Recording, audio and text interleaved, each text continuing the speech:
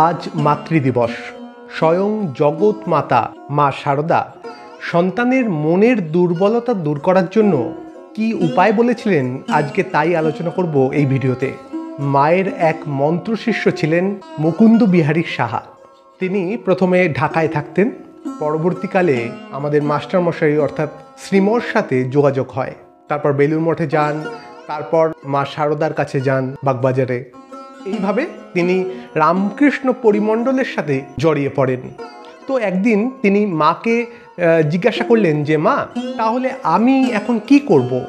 অর্থাৎ জীবনে আমার এখন কি করণীয়, কোন পথে আমি এগোবো? তো এই প্রশ্ন শুনে মা উত্তর দিচ্ছেন, কি আবার করবে, সৎ পথে থাকবে, বিয়ে করবে না, মাস্টারি করবে, ছেলেমেয়েদের মানুষ করবে, এইটি বললেন মা। তো এরপর আমরা দেখেছি যে মুকুন্দবাবু 1914 সালে রামপুরহাটের এক ইংরেজি বিদ্যালয়ে প্রধান শিক্ষকের চাকরি পান। ওই যে মা বলেছিলেন যে তুমি মাস্টারি করবে, ঠিক তার প্রথম চাকরি মাস্টারি হলো। এবং যতদিন তিনি কাজ করেছেন তিনি মাস্টারি ছাড়া আর কিচ্ছু করেননি। মায়ের আদেশ ছেলে মেয়েদের মানুষ করতে হবে, তাই করে গেছেন কর্মজীবনের শেষ দিন অবধি।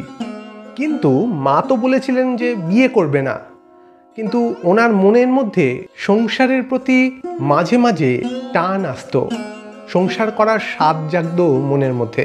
আসলে তীব্র বৈরাগ্য স্থায়ীভাবে আজীবন মনের মধ্যে ধরে রাখা একই মর্যাদার সঙ্গে খুব কঠিন কাজ। একটু এদিক ওদিক হলেই মনের মধ্যে দুর্বলতা চলে আসে।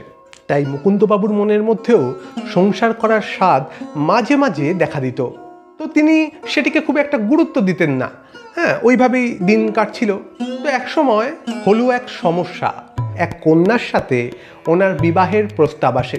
তিনি হয়তো এই প্রস্তাবটি সরাসরি প্রত্যাখ্যান করে দিতে পারতেন, কিন্তু ওই যে খানিকটা সংসার করার স্বাদ তার মনের মধ্যে ছিল, তাই সরাসরি না করতে পারলেন না। মনের মধ্যে দেখা দিল সংশয়, দ্বন্দ্ব। আর ভক্তের বা সন্তানের মনের মধ্যে যখনই কোনো ভয়, সংশয়, দ্বন্দ্ব যাই আসুক না কেন, সব কিছুর একটাই সমাধান, মা। তাই সোজা মুকুন্দবাবু চলে গেলেন মায়ের কাছে। গিয়ে মাকে সবটা বললেন যে এরকম রাজবাড়ির কন্যার সাথে আমার বিবাহের প্রস্তাব এসেছে, তা এখন আমার কি করণীয়? তখন মা সবটা শুনে বলছেন, কেন বাবা, তুমি তো বেশ আছো, তোমাকে দিয়ে কত ছেলেমেয়ের কল্যাণ হচ্ছে এবং পরে আরও হবে, কত বড় কাজ করবে তুমি। তো তখন মুকুন্দবাবু বলছেন, কিন্তু মা, আমার যে সংসার করার স্বাদ হয় মাঝে মাঝে। মা তখন বলছেন, তোমার একদিন অনেক বড় সংসার হবে। তো মায়ের এই কথা শুনে মুকুন্দবাবু একটু ভেবেচিন্তে বলছেন, কিন্তু মা, আমি কি এইভাবে সারা জীবন থাকতে পারবো যদি কখনো মনের মধ্যে দুর্বলতা আসে? মা এবার একটু চুপ করে গেলেন। খানিকক্ষণ চুপ করে দৃঢ় কণ্ঠে বলে উঠলেন, ওসব নিয়ে তুমি কিছু ভেবো না, কলিতে মনের পাপ পাপ নয়।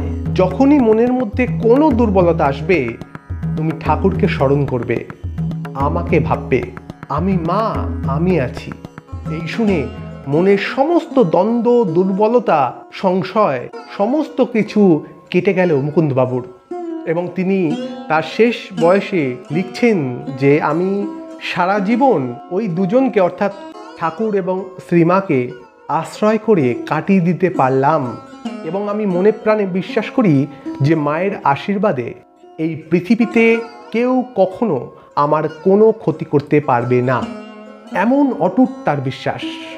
এই বিশ্বাসটুকুই দরকার মায়ের প্রতি, ঠাকুরের প্রতি।